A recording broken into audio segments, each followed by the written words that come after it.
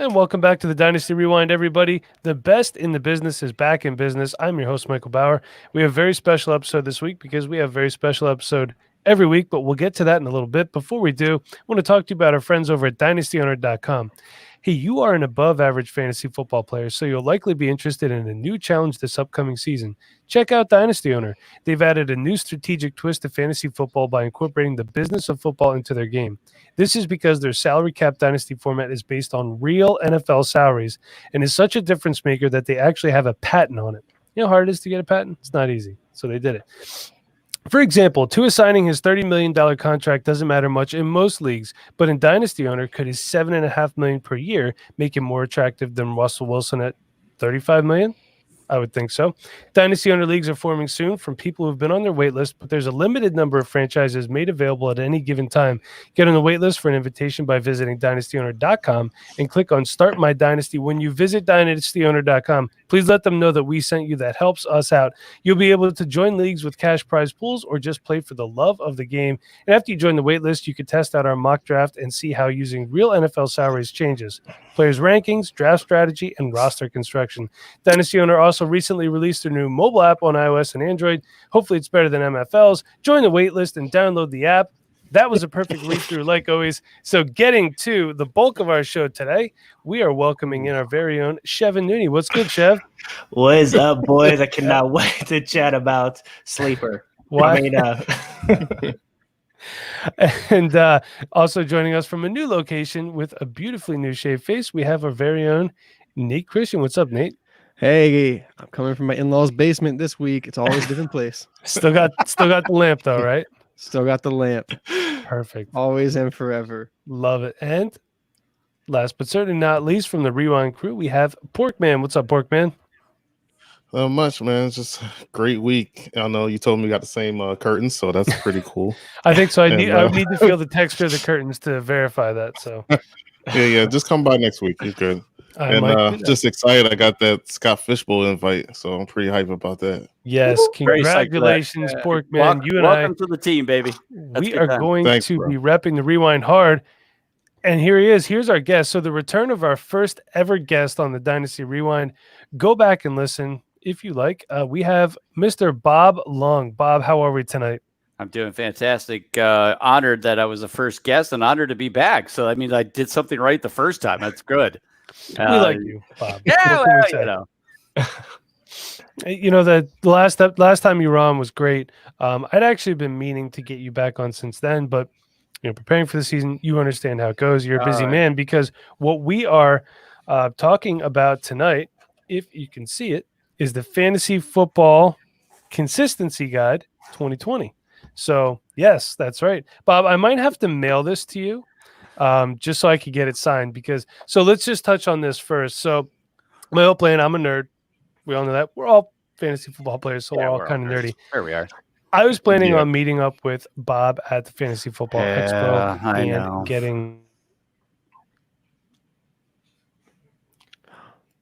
getting it signed is what he was going to say. Yeah, getting it signed. Mike, where you at? He was so excited about getting it signed.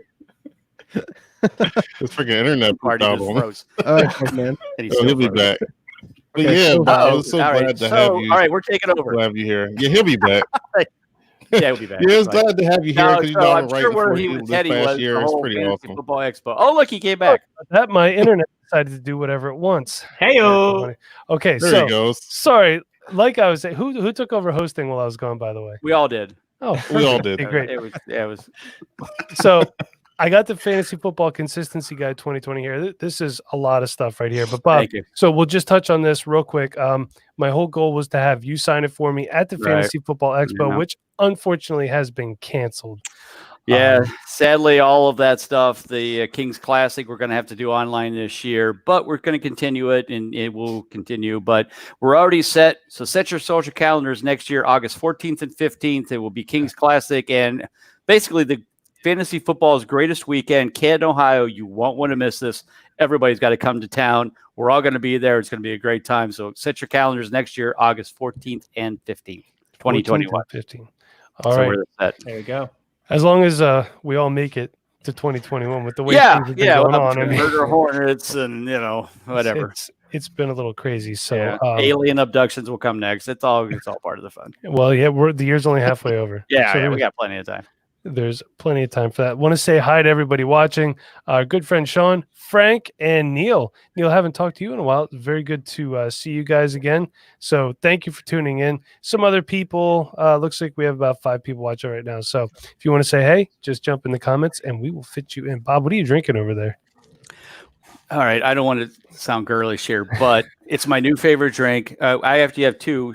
I love orange drink, like pop and stuff. Well, I'm a big Captain Morgan guy. Captain Morgan has come out with a Captain Morgan orange and vanilla. So you mix that with orange soda. It's basically an alcoholic dreamsicle, and you can literally drink it like water. It's fantastic. Well, that sounds good. Yeah. Now this one, though there is one change. So this, though, is the Jim Beam Peach bourbon or whiskey, whatever it is, with orange soda. So that's a peach and orange flavor. So it's kind of my summer drinks right now. I mix between the two, but it goes down real easy. All right. Well, I'll tell you what, Bob, message me your wife's phone number. So when you fall over at the end of the episode, I'll text her and say, hey, go pick up Bob. This is only my 3rd, dude. I'm like halfway there. We're good. Well, only you're drinking that. I'm drinking straight out the bottle. Yeah, this guy's drinking straight Jack Daniels out of the bottle. So I don't want to, yeah. So I think he's going to fall first. For me. So I'm hoping to get another sponsorship here. With the pork if anyone guy falls, from Lion's Head is watching, what's that? Basically all I drink. So sponsor us, please, Lion's Head. Yes, please. Yes. Just send us free beer. So, all free right, Bob. So I got this consistency guide in the mail. Now, I know that it's available both in print, which I prefer, and it's also available digitally, correct? Right, sure. Yeah, Okay. so you can get it one of 2 ways. I always recommend this because most people do like the printed copy. I mean, I put out an e-copy or a Kindle copy on Amazon, and like last year I sold 3,000 copies. I bet you I sold 2,800, maybe 2,900 of them were hard copies. Only about 100 were Kindle. Now, a lot of people do where if you buy the hard copy, you can get the Kindle version for free. So if if you want to take it with you on vacation and you don't want to carry the book, you can do that.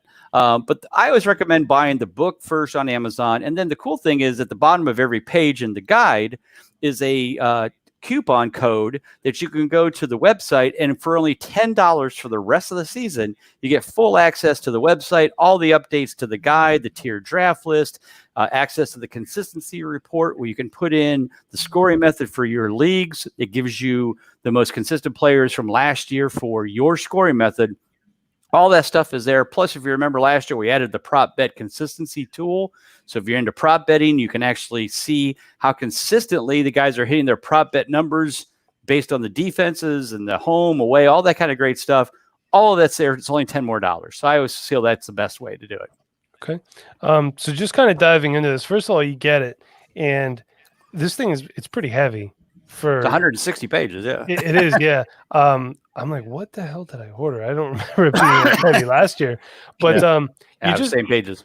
You flip through. I mean, it is just Bob. How long does it take you to write this? Like, do you start right when the season ends? Yes. I mean, I do. Okay. Basically, when the regular season ends, I start accumulating all the data, the Excel stuff, create all of the player profiles, Excels, so that I can plug them in, and then get everything kind of ready for the draft. Now, this year I did something that I never had done because everybody were bored out of their asses during COVID time in March and said, Bob, how soon can you get this guide out? We're bored. We need something to read. So I got it out by April 4th, which normally I get it done like May 1st because I wait till after the draft ends. But I got it out. And so it took me, I basically worked very heavily for about 3 months there to get it all done. Got it out real early April, then updated right after the draft for the draft players, kind of where they're fitting into the teams, how that may affect other players on that team. And then, keep it up to date, every couple of weeks now during the season. Nothing much going on right now, but, as we get closer to training camps and, seeing who's going to do what, I'll update it pretty much on a weekly basis. And then those updates, of course, are on the website. So even if you do buy it online, you can still get the PDF to kind of fill in those pages that have changed. But yeah, that's pretty much how I put it together. It takes about, like I said, about 3 months to kind of really get it all together, because everything's kind of done manually and put into the PDF to send out to Amazon to get printed. I mean, that's crazy. That is a lot of work. So I recommend going out and picking up a copy. But I did notice, so one of the things I think is funny, you have standard league consistency in here. For the 10 or so people that still play. So here's the funny thing. A couple of years ago, I sent out an email to everybody who had bought the book and, kind of just asking for recommendations. And I had a number of people that said, must have been all 10 of them that play, that will you please do something for standard leagues? And I said, okay. So I had a friend Jason or Justin that did it for me. Now Aaron Peggs took it over this year. And, again, there's some people out there, and there must be at least, all right, there's 20, but they obviously enjoy it. I get always a lot of thank yous. Hey, thanks, man, for, helping us as standard league folks. And so that'll be do.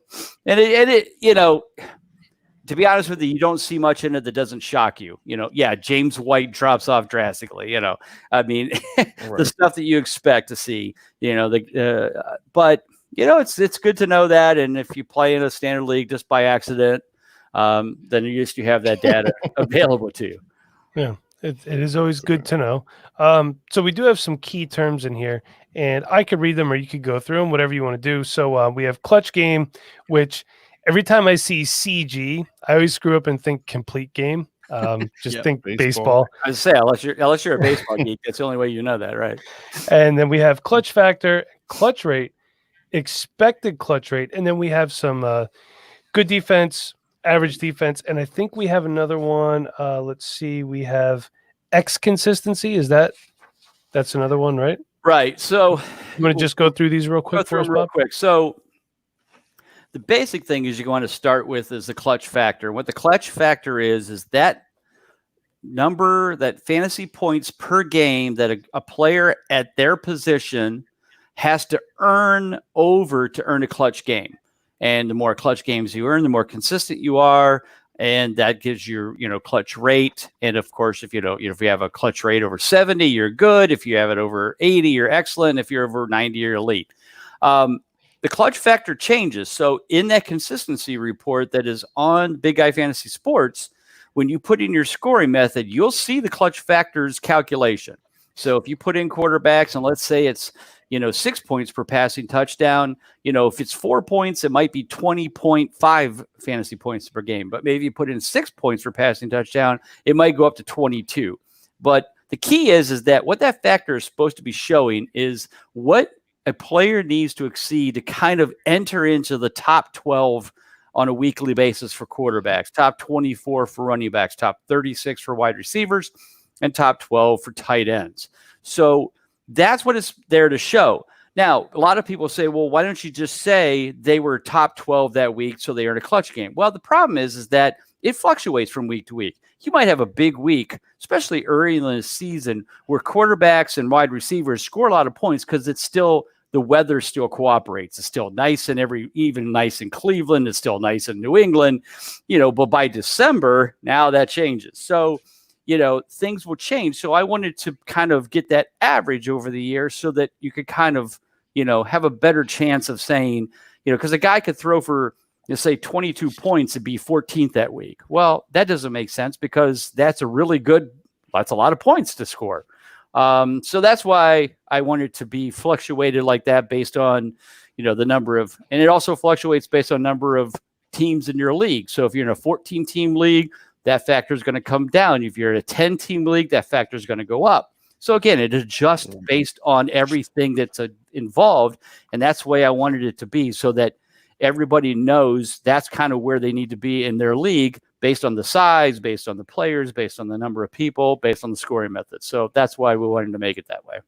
I mean, I'll tell you now, all these clutch game, clutch factor, clutch rate, did you come up with all this stuff on your own? This is all how long have you been making this publication now? Well, this publication has only been out 4 years, but I started this concept in 2002. Okay. Now, then I wasn't that sophisticated. I was trying to more just kind of start the idea. And then over 16, 18 years, I've tweaked it and fine-tuned it. And, now it's got a web-based scenario where people can see the numbers live.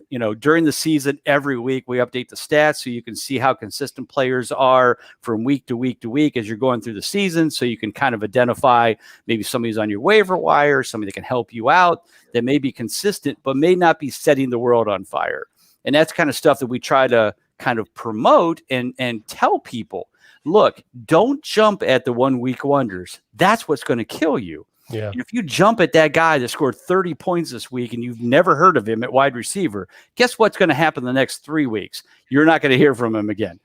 Now, what you want to find is those guys that are getting, let's say, 14 points a week that nobody's knowing is going on because nobody cares about 14 points. They want 30 points. They want the, but you got that guy that's got some consistency, 14, 15 points a week. That's the guy you want to pick up, put him on your team, put him as your flex, and get that consistency out of that position that you may not be having out of your regular flex guy at this point. That's kind of stuff we're there to promote. That's what we're trying to show with this data. So before I get to my next question, is this geared more towards redraft or dynasty? It's mostly redraft. Okay. I've had a lot of dynasty people that have said they like it and they apply it to their dynasty league because they use this consistency data to find those players that they can get, trade for that might be consistent, because everybody in Dynasty loves the shiny new toys, all of the rookies, all the second year guys. I get that. But if you can find those guys that may be in their fourth year and they're just, cruising along at a nice spot, maybe they got 70% consistency, 60% consistency, you put those guys in there because you're going to need those guys if some of those rookies don't pan out or some of those young guys don't pan out or they get hurt. That's the kind of guys you can fill in to kind of back end your roster to keep the stability of your team as you go through the year. So a lot of guys in the dynasty world have used it and promoted it in that fashion. So yeah, but yes, in general, it's for redrafts. Well, we all do still play redraft here. Yeah, right. Yeah. Mostly dynasty focused, obviously, but redraft is important, I feel. So that kind of leads into my next question, which is you have a part here, rookies versus consistency, which I think is very important because generally in redraft I stay away from rookies, right, for the most part. Dynasty, obviously, like you said, we like the new shiny toys. So looking at some of these guys here, rookies versus consistency, just a chart that you have here, just on running backs. So the year in the clutch rate, number one overall is Saquon Barkley. His clutch rate was 94%. Some big names on here. Right. Ezekiel Elliott, Le'Veon Bell, Eddie Lacy, surprisingly, pretty good. Yes, I figured you guys would get a laugh out of that. Leonard Fournette, Kamara. Now down at the bottom of the list, TJ Yeldon ranks surprisingly high too. So the bottom two. Now the one that surprised me, for as good as he was as a rookie, was Josh Jacobs at 62%. And only edging out, this one actually made me laugh, Zach Stacy when he was with the Rams at 64%. Right. So it's just it's crazy, but it just shows you that, we're looking at the top two guys here, Saquon Barkley and Ezekiel Elliott. These are studs. Right. And you knew that they were going to be studs. And you knew they were going to be studs. That's the key. And I think that's the kind of, first off, this article is out there every year because this is the question I get every podcast. Bob, you obviously hate rookies because this is about the consistency of guys that have played in the NFL. I don't hate rookies. But what I'm showing in this calculation is that since 2010, when I started tracking this data, almost 92% of the rookies in their first year don't earn over 60% consistency. And you need at least that for them to even be worthy of starters. So what I'm showing is that maybe these rookies aren't, what they're at. Now, you're in the dynasty league. I get it. It's a whole different world. But the other thing and I kind of highlight this when I talk to people, is if you look at the running backs as you just did, you notice that the studs are the studs, and you knew that. But notice how the guys who came in like gangbusters their rookie season and then fell off the face of the earth. Lacy, Doug Martin, Alfred Morris, Trent Richardson. My favorite, because he was Brown. These guys fell off the face of the earth. Now, just for fun, I want you to go down to the wide receiver section. That's what I want to talk to you about next. Right. This one's fascinating right here. Right. This is where you see every single receiver that has earned over 60% their first year are still studs in the NFL. Odell Beckham, Michael Thomas, A.J. Green, Julio Jones, Keenan Allen, Juju Smith-Schuster, Cooper Kupp, Mike Evans, even Allen Robinson. None of those guys fell off. None of them. The two last year, Deebo Samuels and DK Metcalf. Guess who's some of my top sophomore wide receivers I'm high on? Those two guys. Why? Because it shows that the wide receivers stay consistent if they can start off with consistency. None of the other positions do that.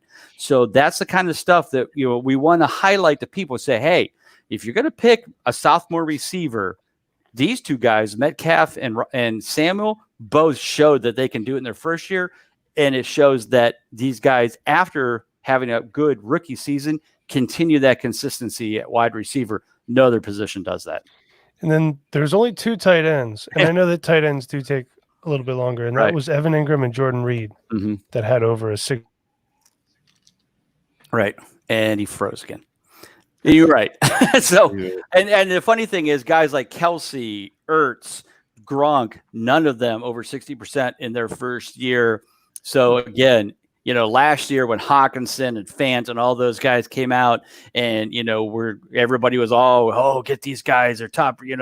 These guys are studs in college. Well, guess what? I think the highest of the two was Hawkinson. I think he was 25% consistent. So definitely don't want to mess with tight ends in their rookie season. It's very, very rare that any of them can break out. Usually don't do anything till their third year anyway, because it's just a hard position for them to lock down as it is. Right. Exactly. So even studs like Fant and Hawkinson, who came out and were first round picks, just couldn't earn that consistency in their roles that they had. Yeah. Sorry about welcome back again. Yeah, my internet is being very fickle tonight. I see that. Gonna have to call RCN, I guess. Well, that's why you have RCN. Well, Service Electric is terrible. I mean. Anyway, do you factor in feed the hamsters? Do you factor in anything like team changes or additions to a team? Like you just mentioned Noah Fant, so they obviously added a lot during the draft. Now, is anything like that going to be factored in to stuff like this? Or are you just going on past production? No, I mean, past production certainly shows the consistency they have, but obviously changes in the offense, changes in the, whatever surrounds that offense, whether it's a new quarterback, a better offensive line, all those kind of things come into factors. And so when I'm doing my rankings, I'm moving them up or down, for example, Saquon Barkley last year was, 69% consistent. Well, I'm certainly not going to put him 14th in running backs. We know that he got hurt and injuries and, the line and, there was just all kinds of problems in New York.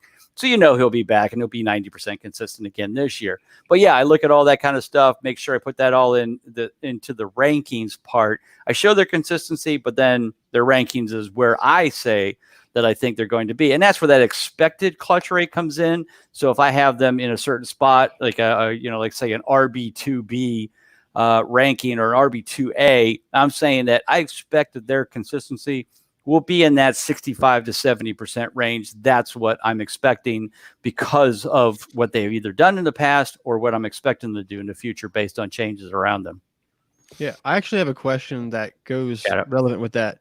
In the Dynasty landscape, because we're always talking about rookies, right? And we're always preaching talent over opportunity. And you see it last year with like AJ Brown. We're talking about it again with CeeDee Lamb. We always go for talent over opportunity. With all your experience doing this consistency report, do you find that talent usually trumps or opportunity? To be honest with you, I think it's more opportunity, because how can you be consistent if you don't have the opportunity? You could have the most talent in the world, but if you're not getting the ball because there's so many other choices, and CeeDee Lamb, I think, is a good example. I mean, he's going to a place where you've got Michael Gallup, you've got Amari Cooper, Ezekiel Elliott, Jarwin, even decent as a tight end. There's just so many weapons. How is he going to be a consistent wide receiver for you? Now, I think they drafted CeeDee Lamb because I think Amari Cooper is going to get his walking papers at the end of the year. Because one, I think he stinks. No, I don't think he stinks. I just don't think he's very good. So it's the same thing. Yeah, all right, same thing. Because he's not consistent. And I think Jerry Jones knows that because I talked to him last year when he was in for Hall of Fame. I didn't. I was kidding. But anyway, I just think that, there's that opportunity scenario. Now, if CeeDee Lamb went to, let's say, I don't know. The Eagles. Yeah, the Eagles yeah, exactly. If he went to the Eagles, now we're talking about a different story here where he's going to have a lot more opportunity to get the ball. And then the talent takes over and kicks in, and that becomes a different scenario. So I think it's more opportunity when it comes to consistency. You still have they're all talented. They don't make it to the NFL if they're not talented. I mean, it's plain and simple. Then it becomes opportunity for them to get enough touches, get enough targets. That's what you're going to see.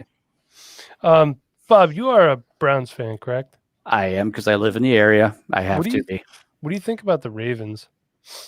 So I think the Ravens are a very talented team. I mean, obviously, Nate's a Ravens fan. I should digress that information. So, I think we are all shocked by Lamar Jackson. I mean, we all knew he was fast. We all knew he could run.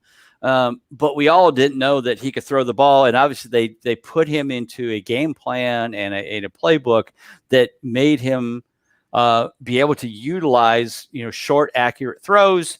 Use his legs to make teams kind of stay at bay. And obviously that worked out great, now, can he do it again? Will teams be different? Obviously that's all going to happen. If you don't think he's going to regress, you're kidding yourself, because we all saw Patrick Mahomes do the same. Plus, I every time I talk about Lamar Jackson, the first thing that comes to my mind is RG3. When Robert Griffin came out, he was Lamar Jackson. I mean, he was that stud, and he took over. If you look at the rookies versus consistency, he was, 70, 80% consistent that year. Everybody thought he was the second coming of Michael Vick. And guess what? One knee injury later, he's not anything anymore. He's barely a backup. And that's what concerns me about a guy like Lamar Jackson. When you run that much and you're out there, they're gunning for you, and it's one bad hit and you're in big trouble. So that's what scares me. I mean, certainly he's got the talent, he's got the legs, and he could put up equal numbers. But it's just, it's one of those where it's like, man, it just scares me to take him, especially when he's going second round. I have a hard time with it right now. But, the Ravens are a talented team. They're well coached. They've always done great. Ozzie Newsome has always done great for player personnel. I don't think he's there. I think he finally retired, but he did. He's actually part of the scout team now.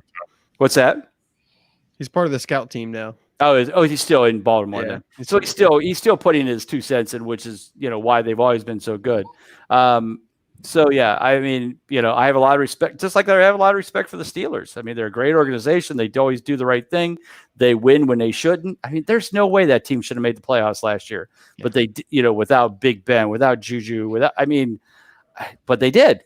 And that's the coach, that's the players, that's the team, that's the management. I have a lot of respect for them, and that's why the Browns don't get as far as they should, because they don't have that. Well, so that kind of segues into my next thing here. So your 2020 preview, and you do this for all your positions too. You break everything down into tiers, which I like the tier-based approach to this. So you can kind of see it's just kind of fascinating to me. Tier 1, there's only 2 players, Lamar Jackson and Patrick Mahomes. Right. But we're talking Patrick Mahomes finishing with a clutch rate of 71%. Now, here's where I find that fascinating, because you have Patrick Mahomes in Tier 1.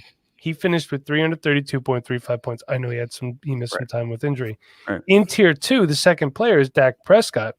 He finished about 60-some points higher, and his clutch rate was higher at 81% as opposed to 71%. So, Bob, how can you differentiate between putting Patrick Mahomes in Tier 1 and Rain Dakota Prescott in Tier 2 when Prescott's numbers are better? And he did play all 16 games as well. He did. Couple things. Number one, Patrick Mahomes the year before set the world on fire. Last year, the leg injury was obviously holding him back. Even in the Super Bowl, he was not moving around very well. When you take that all into consideration and put him in back to 100% health this year, again, this is expected clutch rate is why he's 1A, because I expect him to get back into that 90% range. Dak Prescott did this for the first time in his career. They had to throw a lot. He definitely did a great job. New offensive coordinator. But when you only do it once, it gives me a little reservation that can he do it again? And maybe he can hit 80%. And if he does, good for him. And I like Prescott. I'm drafting him in a lot of best ball leagues because I can get him in the 5th round versus Jackson and Mahomes going to the 2nd round. So I like, but I just didn't feel comfortable enough to put him with those other two. That was the only thing. It's just, when it's a kind of like the 1 week wonder, there's 1 year wonders that I go, this guy hasn't done this before. Was there a fluke somewhere? Is there something unique in this scenario? Could he do it again? Sure. But if I'm betting on it and I'm putting a tier ranking together, I just don't know if I could sleep well at night without a lot of alcohol, knowing that I put Prescott as a 1A. I just don't think I could do it. So my next question is kind of 2 parts. So in putting Dak Prescott in tier 2 instead of tier 1, did you factor in his coaching change? Frank, you beat me to it in the comments there. And also, was Deshaun Watson being put in tier 2? Was this written before they traded DeAndre Hopkins? Well, he's in tier 2, but notice that he's ranked 8th in my rankings, not 3rd or 4th, like a lot of other rankers have him. Okay. So, most that I've seen, even ADP wise, have Watson at number 4. I have him at number 8. So I actually this is after the Hopkins trade, and I did drop him down to 8 because I don't know if Brandon Cooks can replace Hopkins. I'm worried. Brandon Cooks has a lot of, I blacked out. Concussion. He blacked out too. So, he's blacked out. And both. And to be honest with you, at every place that Cooks has been since New Orleans, he hasn't been very consistent in the other spots. And that was playing with Tom Brady, Jared Goff. His best year was in New Orleans when they had him and I don't know if Thomas was there, but maybe they were both together. But so I just don't feel comfortable that Watson. Plus, how healthy is David Johnson? What if David Johnson can't play every game? Who's their backup? Is it Lamar Miller? I don't even know if he's still Duke there. Johnson. Is it okay? Well, Duke Johnson, but he's not a full-time backup. I mean, he's not every down kind of guy. So, they got rid of Carlos Hyde. So there's just a lot of question marks I have about the Texans right now. And that's why I have Watson below some of the old guys. Also, I'd like to just take a moment. If anyone from Sleeper is listening, I'm going to need you to go ahead and differentiate between players' names because I thought I was drafting David Johnson and I didn't. I thought I was drafting DJ Moore and I drafted David Moore last year. So if you could just go ahead and maybe you should stop drinking during drafts. You look at the team. The team was there, Mike. Well, the problem is I'm like, he's still there? Well, okay, with Duke Johnson and David Johnson, it's the same team. So that one, that one, the DJ Moore, David Moore one. That one's on you, bro. He's in the 15th round. Sweet. David Moore, you did win me a game last year. This is fantastic. So I can't I'm picking him in Madden. Stop drinking, Michael.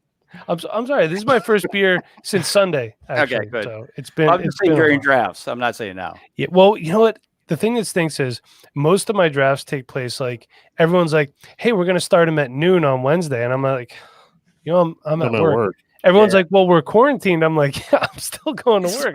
We're essential." Yeah, exactly. Right. So, we'll just do the best you can. Then you've been on the clock for 8 seconds. Right. Hey, you're on the clock. You're on the clock. You're on the clock. Right. Yeah. All right, DJ Moore. I'll take you. Oh, that's David Moore. Damn it. Give me a minute and I'll pick. Speaking of quarterbacks, so Kyler Murray just had a pretty good first year, and then he gets DeAndre Hopkins. Where does he fit in there, Mike? So Kyler Murray he's one spot under Dak Prescott, actually, and it looks like he had. So he was 63% consistent last year. 10 clutch games. Right, 10 clutch games, which ranked him 13th. So I have him 5th, which, I think is about where everybody has him. Yeah. So I definitely moved him up.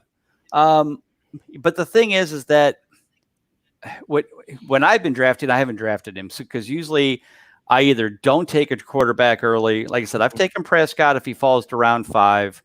I'm still a little leery about Wilson after his poor consistency last year.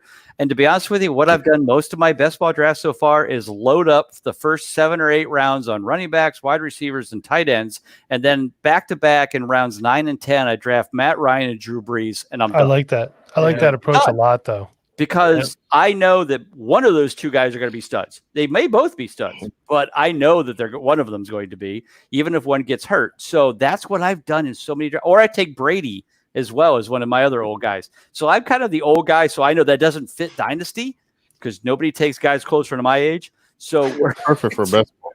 Yes, but it's perfect for best ball because then I know that one of those guys is going to have a big week every week. I mean, or they both will, but I just, I think Murray will be very good. I think he'll be in the 70-75% range consistency wise.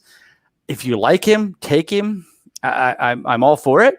Yeah. But like I said, I've just found that, man, I just can't pass up waiting 8 rounds or 9 rounds to get Brees and Brady or Ryan. I just can't do it. It's hard for me to pass on. Yeah, and I think those are good quarterbacks to bring up.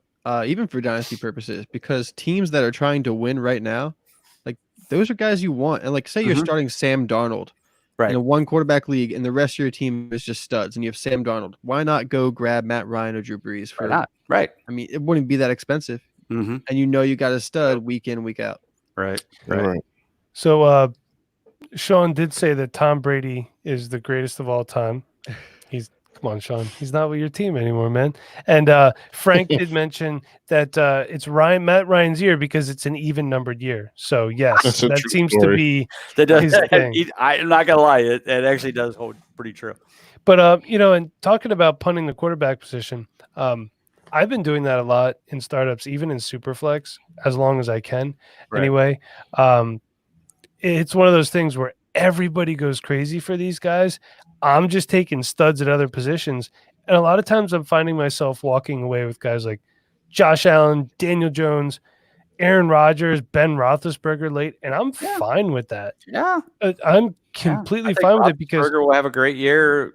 Aaron Rodgers is going to have a good year. I think he should. I mean, I'm kind of worried just because they were so successful as a team without him being successful fantasy wise, then I'm kind of worried they're going to do it again. That's the only thing that scares me because they still have, the running backs, they still have the wide receiver scenarios. I mean, nothing much has changed. I'm a little worried about Rodgers. I mean, can he put up the numbers? He can. It's going to be good enough for you. Yeah, but last year was only 50% consistent. That's not good enough, man. Hopefully I mean, scroll down to, I think it's tier 4, kids. Sternberger season. I believe in him.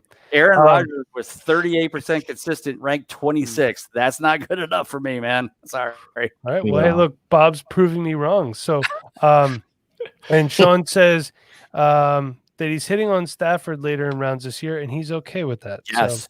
So, So one of the things you want to look at was, we may get to the X consistency. If we don't, that's fine. But look at tier 3, the quarterback 2A. Last year, Matt Stafford, through the first 8 games that he played, 75% consistent. That ranked him 4th in consistency at quarterbacks. 4th. So, yes, Matt Stafford is a great late round pick. And again, just like the Brees and Brady and Ryans, that's another guy that if you want to wait till later, double-digit rounds and grab your back-to-back quarterbacks, get a couple old guys, Stafford's another great selection. Couldn't agree more. I do want to talk about X consistency for a second here because you do have Matthew Stafford as he's right up here in 1. And then just looking at you guys, so now with X consistency, it's Lamar Jackson, then Dak Prescott. Right. So here's actually 2 players that I kind of want to bring up just because their numbers are so close, but in your preview, you have them ranked pretty far apart. Kyler Murray and Carson Wentz are like 2.5 points apart from each other. I mean, their clutch games are the exact same. Their games played the same. Clutch rate, the exact same. So just that, like, what's the difference? Are we talking about, I mean, they both have the same coaching staff coming back, so that's huge for both players. Right. They both added, new weapons around them. I do think Arizona did better Obviously, adding wide receiver. When you add DeAndre Hopkins, you're getting a lot better. So in X consistency, they're real close, but in your preview, you have them spaced farther apart. And I was just curious about that. Well, like you said, it comes down to this. Carson Wentz, I think, did a phenomenal job with the disaster they had at wide receiver. Disaster is an understatement. By the way, I did see a stat line today that Greg Ward, had he played the entire season, would have paced for 74 catches for 600 yards, which is a fantastic wide receiver 4 on your team. I got you. So, and a good NFL player. Got to love Greg Ward. Right. So, like I said, the reason Wentz is farther down is because, yes, they added, Jalen Riggers. They added some players, but they did not add DeAndre Hopkins. Right. And so, I like Wentz. Again, he's one of those guys, if you want to draft him as your backup quarterback behind with some of the other guys, whether it's Stafford, Breeze, Brady, get some youth in there. In fact, I did a super flex dynasty and I drafted, I think it was round maybe 2, 3, 3, 4. I got Prescott and Wentz just because I like both those guys are younger, that they have potential for the future, but I didn't have to reach in the early first round to get a quarterback. So I like Wentz a lot. I think he's very talented, but he just had a mess to play with. Yes, they've added some new weapons, but it's not like they added DeAndre Hopkins. And, so they still have a lot of stuff to prove to me that Wentz is worthy of being that high of a pick. And that's why Murray and Wentz have been separated. Okay. Although our very own Chevin does think that Dallas Goddard is going to be their number 1 tight end on the season, Chev. So you're saying that he's going to be tight ends. Look at the numbers. Look at the numbers. You heard it, man. So Chev and Goddard, what was up? Ertz and Goddard had the exact same consistency last year, which is crazy. Yeah. So I think running backs, we could just skim through this pretty quick because running backs, we know tier 1, CMC, Ezekiel Elliott, Saquon Barkley. Here's the one that surprised me. I want you to touch on this, Bob. So tier 1, you round out with Alvin Kamara. Now at the top of tier 2, we have Dalvin Cook, Derrick Henry, who's the rushing leader last year. And then we have, so we have Alvin Kamara, who I'm not going to say that people have soured on. I don't want to say that. But I do see in certain circumstances people drafting Dalvin Cook. I've seen Leonard Fournette drafted above him once, and I laughed. Joe Mixon and Nick Chubb have been getting drafted, I feel, higher than Alvin Kamara. So can you explain that what his consistency model is? His clutch rate, 86%, which that's but Dalvin Cook's is 93. Right. So if you remember, I don't know if you guys heard his interview in the offseason that when he said, other than the games he missed because of his injury, that he was running on 75% legs last year. That was Alvin Kamara. That was Alvin Kamara's quote. Okay. He said, I quote, I was pretty much at 75% all year with my legs.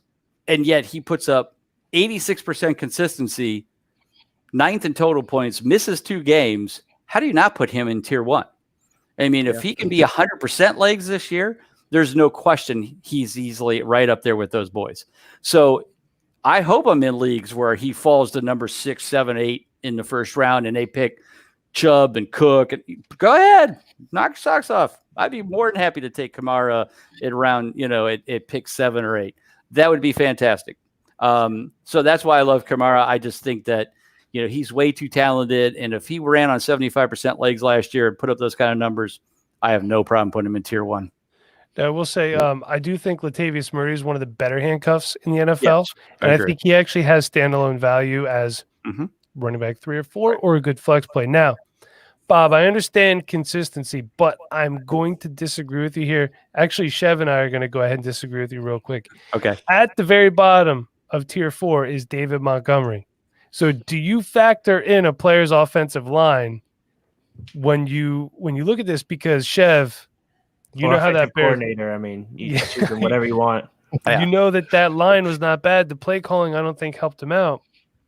So do you think that David Montgomery, he has 38% clutch rate right last year? No, you're right. And, it is a leap of faith. But I have to believe that they have, even somebody as dumb as what's the coach's name? Matt Nagy. Swaggy Nagy. Right. Swaggy Nagy. I mean, outside of Adam Gase, I don't know who's the dumbest coach when it comes to running backs. Matt Patricia, maybe. Yeah, but Yeah.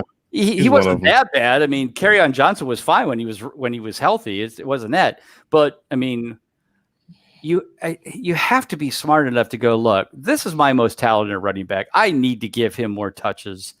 So that's why I moved him up as an RB2, just because I feel like if he can at least reach, 50%, even 55% consistency, he makes the top 24. I mean, he was 24th in total points. So the total points isn't the issue. It's just the consistency of doing that. But here's the problem. When you have a garbage quarterback, and let's say Montgomery does start off running like Bob is not a Trubisky fan at all. He's really garbage with it. I'm going to tell you right now, when Chicago traded up and stopped Cleveland from picking him, I literally went into tears. I was so happy. Because the Browns literally, I think, we're going to take him because he's a Cleveland area kid. Mm-hmm. He went to high school in Cleveland. I literally started tearing up because I'm like, yes, we're not going to get Trubisky. And so anyway, hold on, I'm still tearing up. Me too. But I just feel like they have to give the ball to Montgomery more. He's definitely talented. He has his flashes. Is it possible that they won't? Sure. I mean, I'm not drafting Montgomery as my RB2. We'll get to those, my favorite RB2 guys later, but Montgomery is not one of them. But I just feel like he's got the you talked about talent versus opportunity. He's got the talent. He needs the opportunity. Yes, let's hope that Nagy can do that. Yeah, and I mean, I think last year he has opportunity. Last year was the worst of the worst. I mean, I feel like it cannot get much worse than that. And if it does, then we're in trouble. Then Nagy's going to should lose his job. That's the only thing I can say. Yeah, for sure. Frank on YouTube pointed out Bill Belichick with handling running backs too. You never know who he's going to play. Yeah, but he picked one. Here's the one thing I will say about Belichick is that you can rely on James White, and James White is getting zero love in drafts this year. I have James White as my RB4 on so many teams I can't even see straight. That's a good RB4. Yeah. All right, so I am just paging through here, and I thought I had it marked, and I don't. Sean, we already talked about Adam Gase. Come on. He sucks. You're not paying attention? Move on. So looking at wide receivers, tier 1, Michael Thomas, Devontae Adams, Julio Jones, DeAndre Hopkins. We probably could have picked those 4 out. We know what those guys are going to do. Right. Now, tier 2 and tier 3, these are some guys that I think a lot of us, we seek out. We got Tyreek, Godwin, Mike Evans, Juju. Kenny Golladay is ranked pretty high up here, which actually surprised me how high he was ranked. DJ Moore, Allen Robinson, Keenan Allen, Cooper Kupp, Jarvis Landry. Jarvis Landry severely underrated in Dynasty Circle. Every year. I mean, every year. The guy always plays. Yep. He's so freaking consistent. I'm actually surprised that his clutch rate's only 75% because I kind of expected. Yeah, but you see his ranking at 75%. He was in the top 12. That is true. And that's his worst year he's had in 4 years. Yeah. 75%. Right. Rounded out with Julian Edelman, and that's tier 2. Tier 3, this one might be a little shocking to people. Odell Beckham. And he had the highest rookie clutch rate in here. I think it was 92% you had him at. So, 2 guys that we could say 2 different positions. Odell Beckham and Todd Gurley, how they've fallen the last couple of years. It's just kind of crazy, and I think Odell's been fairly healthy. I know didn't he have like off-season surgery, core muscle, something like that? Yeah, nothing serious. I mean, last year in Cleveland was just, I don't even know how to describe it. It was a poop show. When I was at the Arizona game watching the Browns, it was sad. It looked like they had no idea what was going on. They were just out there doing it. It was pretty sad. But I'm so used to it. As a Browns fan, I just went, it's just another year. It's back to normal. But it was just that the hype was so high. In fact, I went to the home opener. I got this guy that it was a business associate of mine. He's like 7th row tickets, 50-yard line. I am jacked. I'm so excited. And then we got our asses handed to us by the Titans. And I'm like, Jesus, what is going on here? And it just, the offensive line was putrid, which made Mayfield bad. It's just, other than Chubb, there really wasn't much to be excited about. And, Kareem Hunt came in and certainly helped, but new offensive line, much improved, new coach, I think it's going to be more run oriented, even more than before. That's what scares me about Beckham, even a little bit of Landry this year, is that Stefanski is basically creating the Cleveland Vikings. I mean, you got 2 tight ends because you got Hooper now and Njoku. It scares me from I'm happy from a Cleveland Browns fan perspective, but as a fantasy guy, outside of Chubb and maybe Hunt, I'm a little worried that even Landry may not be as consistent because I don't know if they're going to need to throw the ball as much. We'll have to wait and see. But I like the team. Yeah, I'm always excited for the year. But from a fantasy standpoint, I'm after being all in on the Browns last year, and I swear I would never do that from year to year. Like, don't get any Cleveland Browns because if they stink and then your team stink, and you don't want that. And it didn't work out that great, but. Beckham, though, from what I hear, he's been in all the team meetings, very excited, not holding out on anything. He's not copping an attitude. Mayfield has said he's staying out of the limelight. He's focusing on the team. We'll see. There's a lot to like, but it's still the Cleveland Browns, so I'm always worried. Well, I think that they revamped their offensive line. I think Baker's going to be a bounce back type of guy.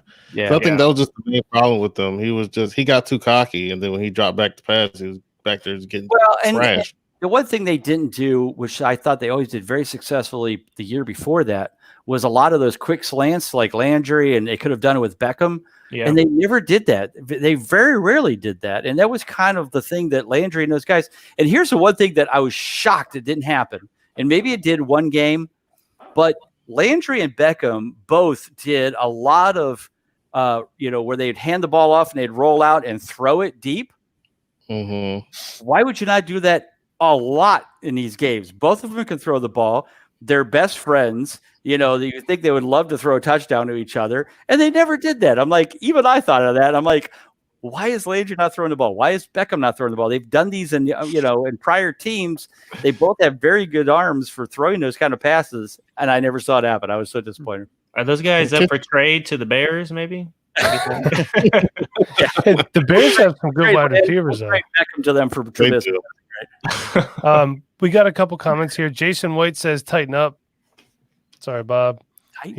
He's a Titans fan. So Titan. Sorry. No, they kicked our ass. I didn't say it was wrong. And Mitch, I'm gonna mispronounce your last name. Sorry, pal. Mitch Crayenbrink. I'm hoping that's right. Okay. Sorry. Also, Mitch, did you get your shirt yet? I saw it was out for delivery today. I checked the tracking, so let me know if you got it. Just type it in the comments. He wants to know, is Cam Newton worth stashing in a 1-quarterback league? He has Matt Ryan, Jared Goff, and Dwayne Haskins already rostered. If it's a 1 QB and you have those guys, I'm going to say no. Use that. No. He's not going to get a consistent job ever again, probably. No. Newton should really go into the fashion industry for badly dressed people and start his own line. There you go. Man, see? You heard it here from Bob. Yeah. What's up with that? The stuff some of these guys are wearing, man. Don't let my dad see that. Smack you around. Before we move on from wide receivers, now tier 4, Bob. This was to me the most fascinating one. Okay, my favorite guy is in here. My favorite wide receiver in the NFL is Courtland Sutton. He's in tier 4, 63% clutch rate. Now here's another guy who everybody seems to love. Robert Woods is in tier 4. We got a lot of guys in here that people like. DK Metcalf, Tyler Lockett, a lot of people are high on. I'm not so high on him myself. T.Y. Hilton, DJ Chark, who had a great year last year. Stephon Diggs, Terry McLaurin in tier 4, Marvin Jones Jr., and Golden Tate. So tier 4. The value tier. Yeah. Well, you want to talk about value? Like you guys are having these as wide receiver 3C. Right. So basically, this is your wide receiver 3. So it's tier 4, but it's your third wide receiver. And I think all of these guys have value in that position. And the reason they're there is because there's so much talent above them. If you look at the guys above them, it's hard to move one of those guys up. Now, T.Y. Hilton has been a wide receiver 1 at one point, but last year, 40% consistency, Jacoby Brissett. Now we bring in Phillip Rivers. Do I think Tyler Hilton probably will end up being a wide receiver 2? Yeah. Do I want to draft him that high? Not really. So I'd rather get him as a wide receiver 3. Now, if somebody takes him before me, basically every one of these guys in tier 4, I'd love to have any of them as my wide receiver 3. That's where, I think is the difference is you got to look at this and go, who am I going to, take these guys ahead of when you look at tier 3? I mean, are you going to take these guys ahead of Sutton? Are you going to take them ahead of, Michael Gallup may be a little bit high? And I did this after the draft. I actually had Gallup a little bit higher than that because Gallup last year had the same consistency as Amari Cooper. In fact, he was 1% better. So I actually like Gallup. If they didn't draft CeeDee Lamb, I would have probably had Gallup ranked ahead of Cooper. I still think he's going to be fine for this year, though. So, like I said, I don't have anything against these guys in tier 4. This is not a, hey, I don't like these players. I'm just saying these are my wide receiver 3s. I think they all have the ability to be wide receiver 2s. Robert Woods has been up there. Lockhart's been up there. Hilton's been up there. I love DJ Chark. But most of his clutch games came in the second half of the year. So you look at 53% consistency, you go, he was okay, but great second half, certainly worked out. Diggs goes to Buffalo. We don't know what's going to happen there. McLaurin with Haskins. John Brown, we don't assume that he'll be 87% consistent again, nor do we assume Tate will be 82% consistent. But I love these players as wide receiver 3s, and they're all going in that general area. Diggs is probably going higher than most of these guys, but I love all these guys. And I have Tate on a lot of teams. I have Chark. I have Hilton. I have Woods. I have a lot of these guys on my teams as my wide receiver 3. So that's where they're sitting where they're at. Well, I'm doing something wrong because I'm pretty sure I have Courtland Sutton as my wide receiver 1 in some places. So, but is that Dynasty or is that redraft? Well, it's Dynasty. Most of the stuff. Okay, and again, Dynasty, I get it. He's younger. Totally understand from a Dynasty perspective that some of these guys might be ranked higher in your world. I get it. So we're just going to move on to tight ends. So tier 1, there's 2 here. Travis Kelce and George Kittle. And Evan Engram is in tier 1. Mm-hmm. Now, Evan Engram you have in here, and he is ahead of guys like Darren Waller, Zach Ertz. This is tier 2 that I'm giving you. Mm-hmm. Mark Andrews, who I thought for sure would be in tier 1. I was thinking about that before I even opened the book up. Okay. Hunter Henry, Jared Cook, Austin Hooper, Jack Doyle, who, by the way, with Phillip Rivers there, huge steal this year. I'm getting him late in all of the way too many startups that I'm doing. Yeah. By the way, please don't tell my wife because it's costing a lot of freaking money. But I work hard. We're not going anywhere, so we're not spending any money. So it's okay. I can spend it on fantasy. Mm-hmm. So draft Jack Doyle late. Yes. You won't regret it. Absolutely. Dallas Goddard and Tyler Higbee, they round out tier 2. So, again, Evan Engram, 88% clutch rate. That's number 2 overall. Fascinating. Yeah, and he does. Like again, it's all about health with Evan Engram. When he's on the field, his consistency is always over 80%. It was like that the year before. I didn't play all of his games, of course. This year, he was 7 of 8 and goes down for the second half of the season. That's why he's tier 1. I mean, it's plain and simple. I can't take him out of tier 1 when he puts up those kind of numbers. Then the fact that you could draft him in rounds 5, 6, or 7 makes it even more valuable. So that's why I love Evan Engram. Between him and Hunter Henry, I think I have one of those 2 guys on most of my teams because I'm just waiting to rounds 5, 6, 7 for Evan Ingram's opportunity too. I mean, you got Slayton. I mean, what else do they got there? Saquon Barkley catching passes out of the backfield. So I mean, really good opportunity as long as he stays healthy. I mean, he's one of the top guys in that offense. Yeah, Daniel Jones loved him while he was on the field, and like I said, it's just. There's no reason not to have him.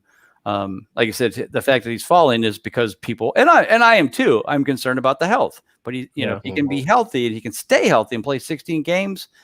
There's no question he's definitely one of the best out there when it comes outside of Kelce and Kittle.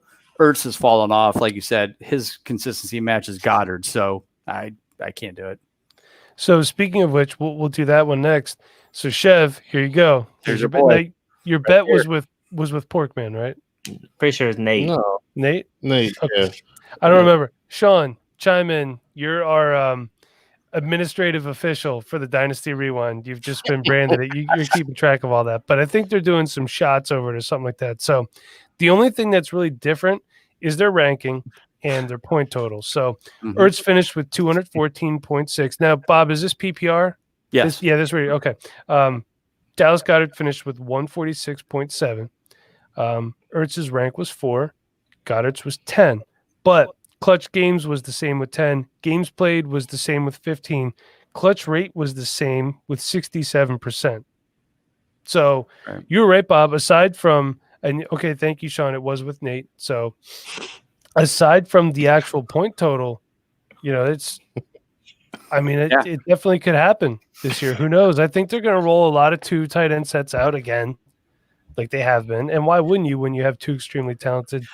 The only thing I would be concerned about is the fact that they added some new wide receivers. So getting Jalen Riggers and here's the thing from an Eagles fan perspective, they got Jalen Reagor is really the only one I'm excited about. Right. They drafted John Hightower Jr. in the 5th round. He's fine. They drafted Quez Watkins. He's fine.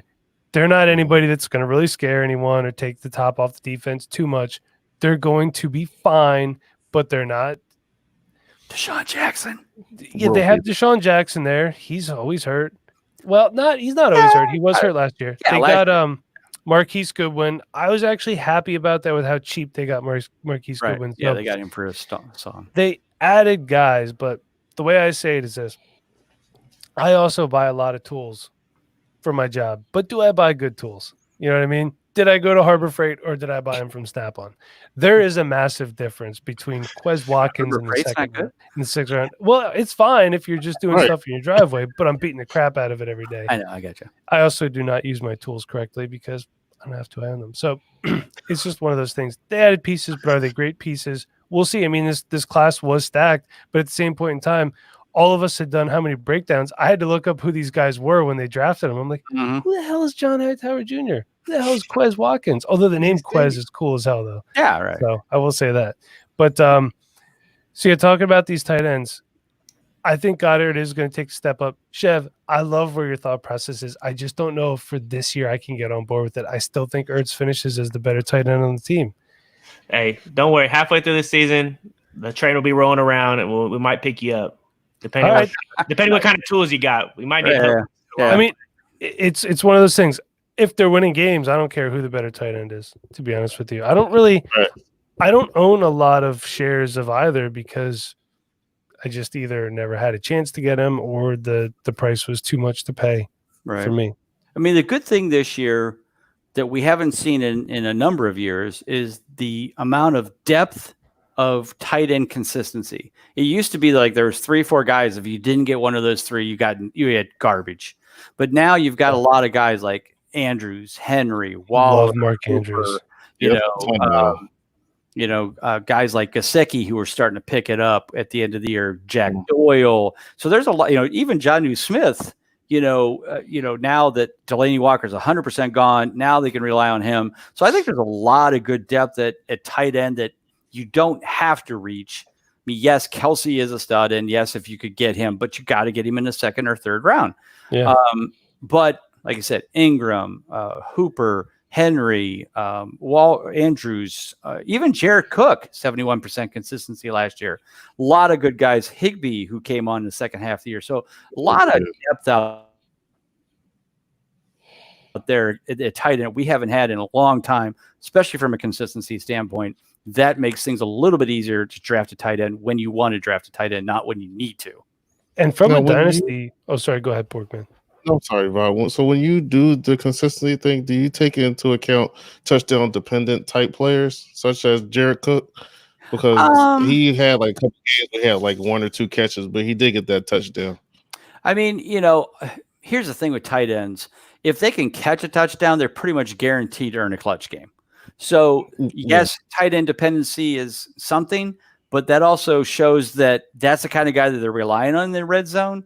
And again, with somebody like Jared Cook, nothing's changed. Well, I shouldn't say nothing's changed. They've added Emmanuel Sanders. That might actually hurt him a little bit. But and also Adam Troutman. So I know this year, but I'm not super high on Cook. I have him 9th. More, like I said, more often than not, I'm drafting either Engram or Hunter Henry anyway. Rarely have I needed to kind of reach into the bag and grab Cook if I missed out on the other guys. Maybe in a high tight end, like a 1.5 point PPR tight end scenario. But yeah, most of the time I'm not drafting Cook, but he certainly put up solid enough numbers, and he's on an offense that, any game he can go off. So, maybe in a best ball scenario, it's better because you can get Cook and somebody else to offset that. But right. It's again, tight end's a little different when it's touchdown dependency, because that's a big deal. So, I want to say that tight end tier 3 is probably my favorite though, because these are guys that I love picking up wherever I can. Mike Gesicki, Jonnu Smith, and Ian Thomas.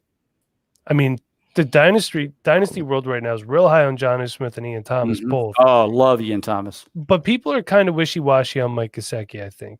But I think the talent's definitely there. He picked up last year. Yeah, he picked up last year. He really, especially in that second half of the year, him and Ryan Fitzpatrick were clicking. And let's be honest, let's say Fitzpatrick plays half of the games and then Tua takes over. What is a rookie's favorite security blanket? It's your tight end. So I feel like he's going to continue to be a very prominent role in that offense, even if Tua does take over sooner than later. But, Fitzpatrick definitely loved him in that offense. They were clicking between him, Devontae Parker, and Preston Williams until Williams went down. That offense was clicking in the passing game, and all of them were were beneficial. But yeah, again, Ian Thomas, I'm so excited about him. I drafted him as a backup, but there's no question. It would not shock me if he ended up being a tight end 1 by the end of the year. If they use him as they should, because Teddy Bridgewater loves his tight ends. Two things here. Nate, I want to ask you this one. Frank Tomko is saying Andrews was solid with a low snap count last year. I don't watch any Ravens games. I'm sorry. So I don't know what his snap count was like. Is that going to get better now with Hayden Hurst gone? Who also, another guy that I like a lot this year is Hayden Hurst. People are sleeping on him in Atlanta. I think he's going to do really well down there. I do. So Nate, his snap count, do you think it'll go up now that Hayden Hurst is gone? So he could be even better than tier 2. He could possibly be tier 1 next year. Yeah. So I think, if I can remember correctly, Hayden Hurst and Andrews actually had I think they were the exact same snaps. I think Andrews had 1 or 2 snaps more than Hurst. I think Andrew's snap count was something like 38%, 40%, something like that. Nick Boyle had 85%. And Hayden Hurst also blocker, had right? Yeah, he's a really good blocker. Right. Exactly. So Andrews, he really wasn't used nearly as often as you would think with how well he did. And the fact that they didn't draft a tight end, which I really thought they were going to do because they love to have 3 tight ends, means that Andrews is going to see the field a lot this year. I know they invested in wide receiver this offseason, but Andrews is going to get – he has to get a higher snap count. Free agent tight ends.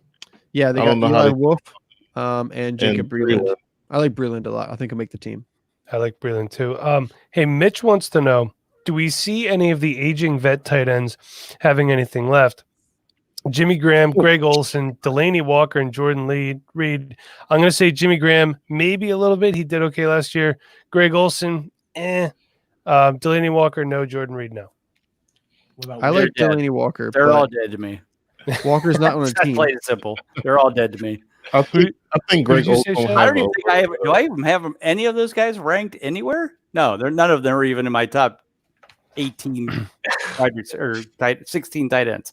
No, they're all dead. They might be somewhere down here in your standard league scoring, but that's not even you. That's Aaron Pegg. So you don't have them anywhere. Yeah, they suck. They're all as old as me. So I'm still interested in where Delaney Walker ends up. He's still a free agent, as far as I'm aware, and if he ends up on the Redskins, I think that'd be a good fit for him. I think he could have one more good year.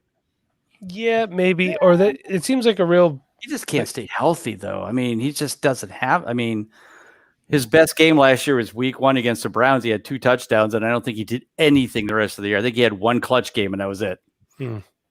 Fell off the face of the earth. But I mean, I don't know. I mean, yeah. I mean, if he goes to the right team, the right situation, whether it's Redskins or New England, New England doesn't have a veteran tight end.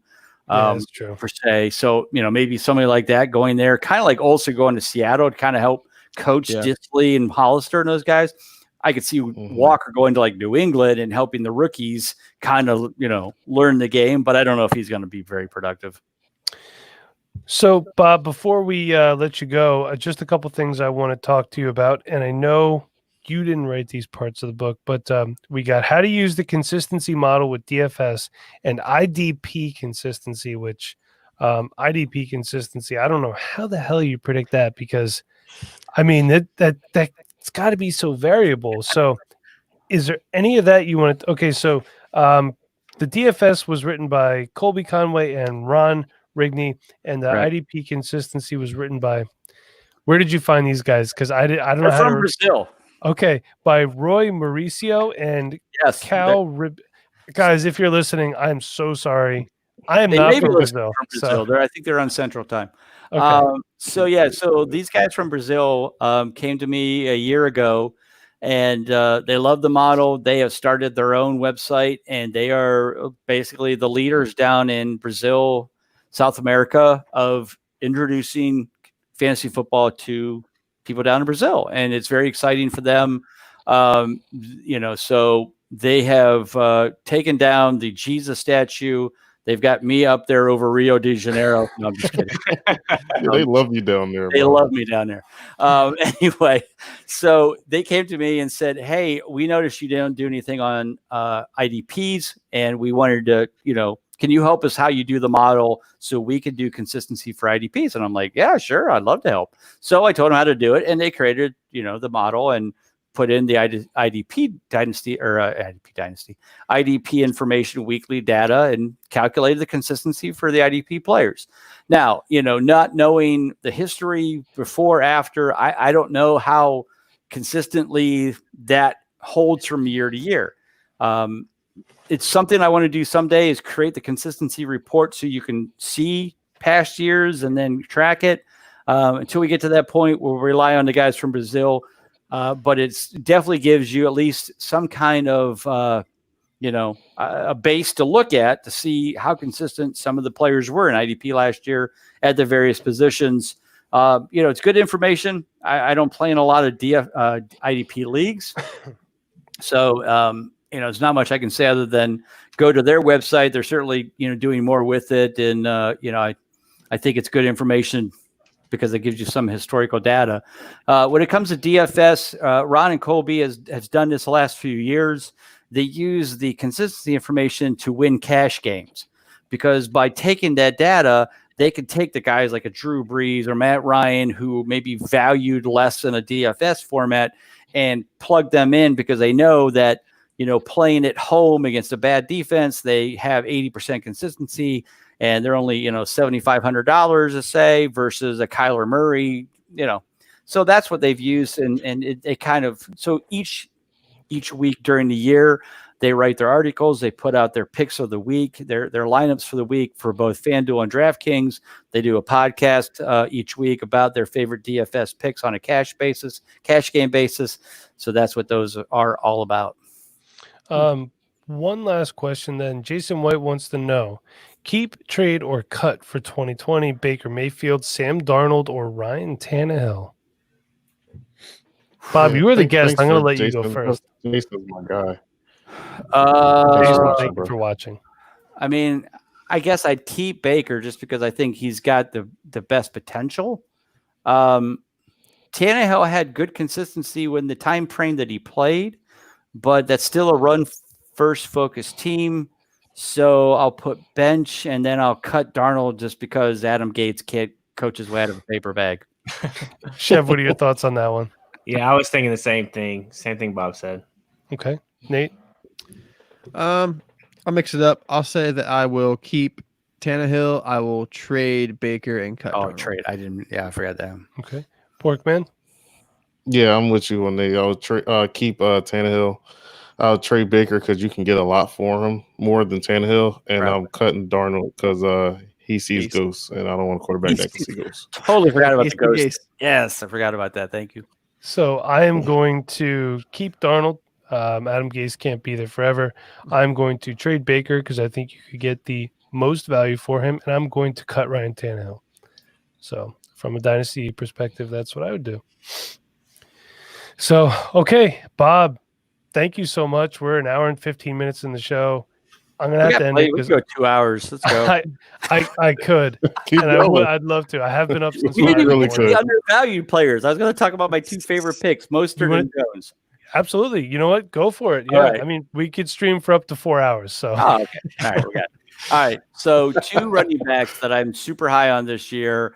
Last year, my man crush was Chris Carson. I had him on all my teams as my RB2, and he worked out rightfully until he got hurt. I mean, but you can't predict that, obviously. Well, that and the fumble problems. But my 2 favorites this year, in my consistent undervalued players, even though I've got Leonard Fournette and James White there as well. But Raheem Mostert last year in the last 6 regular season games was 100% consistent, 17.56 fantasy points per game. And that's not even talking about the playoffs when he just pretty much ran ramshot through the Green Bay Packers. Even in the Super Bowl, he played very well. Everybody's talking about the fact that, this is a 2-headed monster. Well, it used to be a 3-headed monster where Brady is gone. Tavon Cohen's there. They're going to share time. Bullshit. It's not going to happen. They love Mostert. They proved that all the way through that last 6 games, all the way through the playoffs. This guy is your pick. His ADP is like RB28. You can get him as your running back 3. And I'm going to tell you right now, he's going to put up at least RB2 numbers, maybe RB1. If he can stay on the field, stay healthy, they're going to give him the ball a lot because that was very successful. That's what got them to the Super Bowl. And he's a great pick. Ronald Jones is my next guy. I know a lot of people are all about Keyshawn Vaughn, and I'm sure he's very talented. But he's a rookie. They had to get somebody. Peyton Barber's gone, but again, they kept Jones and they didn't go after anybody in free agency because they could have. They could have went and got Gurley. They could have got a lot of other players. But when Jones touched the ball at least 15 times or more in the game last year, in the 9 games that he did that, 14.4 fantasy points a game, 78% consistency. And his ADP is RB33. Both of these guys, I mean, I've done drafts where I've drafted like 3 straight wide receivers and a quarterback and got Jones and Mostert as my RB1 and 2. I'm fine with that. Those are 2 guys I just want to make sure everybody knows about because from a consistency standpoint, when they touched the ball as much as they needed to, they both proved they could be very talented. Love those 2 guys. Okay, great. Bob, anyone else you want to throw at us then? Again, New England, James White, Julian Edelman are getting 0 love. Yeah, I'm getting Julian Edelman as my wide receiver 3 on every team. And from a PPR standpoint, I don't care who's quarterbacking that team. I could quarterback that team. I'm going to throw the ball to Julian Edelman every time and James White because they're the 2 best players I've got. So, do not forget about those 2 players. Just because Tom Brady's there doesn't mean they're not going to get the ball. Belichick loves both of those players. They're going to get the ball as much as they can. And like I said, James White is like RB35, RB40. Julian Edelman's going like wide receiver, I don't know, 28, 30. He's way down there as well. Don't forget about those 2 players. I mean, Sony Michel, I'm not 100% sold on, but those 2 players are going to get the ball more than everybody should think about. And in a PPR format, both of them are going to put up very solid numbers. Don't forget about them just because everybody else has. Okay. Well, Bob, thank you again for coming on. For having me. Yeah. It's always awesome to talk to you. Thanks, again, go spend your money because we were all quarantined. Buy this. Amazon.com. Go get it. Get it on Amazon. Bob, that's actually huge. I mean, you're working with Amazon. That's awesome, man. I don't know how. It's not that hard. Listen, I could barely do a podcast. Okay. So I don't have anything to sell either. So it's funny because I've had a number of people who have went out and wrote their own magazine, wrote their own guide because I did it. a few years ago. Really? And cool. there's a lot of new ones out there. The guys from England, I don't know if you know Stocks and Murph, the guys from England that do their fantasy shows. They wrote their own book and put it out on the UK Amazon, and they're selling it very well out there. So it's not that hard. So, if you got an idea, if you got a new twist or new way you want to promote stuff in fantasy football, just do it. You know what? It doesn't cost a dime. That's all it costs is time. You put time into it. You put out a good book, you put it out there.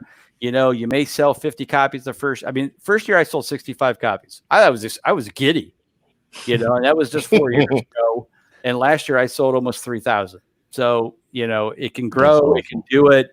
So, again, if that's a dream of yours, go for the dream. Wow. It costs you time. It doesn't cost you a dime. They print it for you. It all comes out of, whatever your commission or your profit would be. But you don't have to invest anything up front. You don't have to make any commitments. Just put it out there. And if it's a new twist and people buy into it, we're all a great community. We promote the crap out of each other. And I think that's what's great about this community is, nobody is going to say, I'm not going to promote your book because it'll take away from my book. I don't care. Let's put it out there, man. The more information people can get, the new twists, the new ideas, that's what this is all about, man. So that's what's great about this community. So I'm excited about it. And, I'm glad. Thank you guys for having me. It's always been an honor and a pleasure to be a part of this group, and looking forward to meeting you someday in Canton, Ohio. Yes. So hopefully in 2021. But yes, thank you again for having me on the show. It's always great to be here. Bob, we're going to get you back on. I think we should make this a regular thing. And yes, Porkman, you do some writing for Bob. Philip has been. I really appreciate that because that was a huge dream for me. It was the first time I saw that thing on the website. Man, I was freaking hype. I didn't even know how to. I didn't even know how to contain myself. Stuff. I know life got in the way, and you kind of had to pull back a little bit. Yeah, foot and mouth from my goddamn daughter from daycare. That sucked. Yeah, well, that's the thing. When you get old, so you get empty nested. You got all kinds of free time. So But I was there as I had 3 daughters, and I know the drill, man. I've been there. 3 daughters, man. How loud was your house at one point in time? Loud? No, see, here's the thing. I have one daughter. She is so loud. Really? Oh my god. Well, my wife is loud. So there you go. I tell everyone all the Bauer girls are big mouth. I don't get to talk. The podcast is the only time I get to talk, to be honest. Everybody bosses me. All my girls were I guess I'll call them readers. They love to read books. And Harry Potter was their thing at their age. Okay. So like my 3 kids would be in my house. I didn't even know they were here half the time. Because they just sitting around reading her Harry Potter books. When my daughter's around, she lets it be known. So she'll be the future podcaster. That's good. Maybe she like my wife. I have to tell her sometimes, like we'll be sitting on the couch and she's talking to me. I go, honey, I'm right here. Like you. Is she Italian? Well, she says she's Italian, but I tell her, being just because you're loud doesn't mean you're Italian. Doesn't make you Italian. Yeah, I talk with my hands a lot too. Apparently, I'm not Italian. I don't even know what the hell I am. I'm some sort of mutt. Who the hell knows? But yeah, my house is a little bit different than yours was then, Bob, because I got my wife talking to her, then I got my daughter yelling over her. She's 17 months old. So it's like, she likes to hide now is her new thing. Oh, okay. And have us come find her. And then you don't look for like 3 hours. No, it's hard to not find her because she stands there and keeps going, Dad. It's like, okay, if you're hiding, you can't keep calling for me because it's easier to find you. So, and that's a lot quieter than what she does it. So, Bob, glad that your house was quiet. Mine is not. But right. Bob, again, you're welcome anytime. If there's a Friday night that you're free and you're like, hey, I'd love to talk to you guys, shoot any one of us a DM. We'll get you on.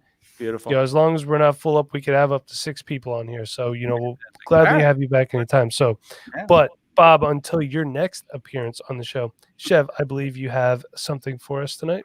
Yeah, I just want to ask a couple questions too. So, a couple guys like Porkman, they're really high on Antonio Gibson, and he has a consistent rating at about 85. It says rookie season. Where do you see Antonio Gibson going? And then also, who's the real Jefferson in this draft in consistency? Is it Van Jefferson or Justin Jefferson? Well, Go for the jugular, Chef.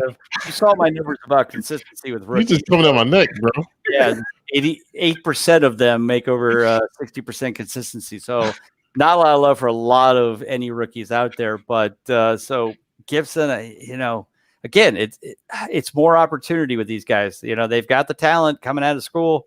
They're young, they're eager, but they got to get the opportunity. So we'll just see if they get that. Jefferson wise, I guess I have to go with the guy with the Vikings just because he's going to have the opportunity. I mean, he's basically taking Stephon Diggs' place. Yeah. Adam Thielen's on the other side. Teams have to worry about Thielen. That puts Justin Jefferson in a much better situation. They've got the two tight ends between Rudolph and Irv Smith. So if I had to pick one that I think would have a better year, in probably total points more than consistency, I'd have to go with Justin Jefferson. Well, Porkman, sounds like you better just start taking your shots now, apparently. Bro, first I'm taking shots now anyway. Come on, man. I'm just trying to tell you, man. I'm going contrarian. You're going to be upset when it happens, Jeff. You're going to be drunk. Let's hope Goddard does something good this year because it's going to be bad. When we do the pay up for these bets, I think we should do it on YouTube. There you go. Yeah. Oh, we definitely will. So what's Chef, the bet? You should fly out here, Chef. Does Porkman have to get new drapes? I mean, what's the bet? I can't remember exactly what it was. I think it was like I got I think it was like 3 or 4 shots or something like that. That Justin Jefferson, Van Jefferson will have a better season. That's what happens if you lose? Shit, I'm in. I'll take whatever the loser is. Yeah, but I think it's a shot of what the other person picks. Is that yeah. Worked okay. out right? Yeah. That could be bad, yeah. Don't do Uzo. Is Uzo still a thing? Well, I told Chev to drink some Henny and he didn't want any. I still want to drink some Henny with you, Nate. Porkman. We definitely will. So that's expensive. Yeah, that's expensive. Captain Morgan's like take $12 a bottle. That's all. Yeah. Do the works. Yep. No, we'll just stick with the Jack. There you go. Yeah, he's got the JD. He's good. So Chev, do you have a verse for us this evening? Yeah, we'll throw it out there since I love Porkman so much. So we're going to be in a couple of verses this week. So 1 Peter 4:8 says, above all, love each other deeply because love covers over a multitude of sins. And then one more verse is 1 Corinthians 13:13. And now these three remain: faith, hope, and love. But the greatest of these is love. Amen. So, I mean, just in those right now, I mean, in the time, Corona's starting to pick up again. And then just everything else that's going on. We've been beating it. I've been picking all the love verses I can find. And I just think that's what we need in this world. We need to love each other, listen to each other, and work together to solve everything that we do. Because in our country right now, it's just in mass chaos, and love can cure anything. Yeah. Amen to all that. And let me throw in something, if I may. Go for it. Because I think this fits in well. So I was at my mom's house today. I've been helping her clean her house up, and I was helping her power wash her, siding and that. And she was sitting out in her driveway reading the Chicken Soup for the Soul. You guys have all heard of that book. And interestingly enough, she hands me the book and she goes, read this one. And I don't know exactly all the words, but I'll tell the story. So the story was about this Afro-American lady who her car broke down on the side of the road, and this is the 1950s, 1960s maybe. And so she's stranded. It's pouring down, raining. Her car's broke down, and it's a back road. And a young man pulls up, and she says, "Hey, I've got to get to my husband, and could you please help me?" And this guy, who was white, helps her out, which, back in the 50s and 60s, not, especially in the South, not a very appropriate thing, And right. So anyway, so he takes her into town.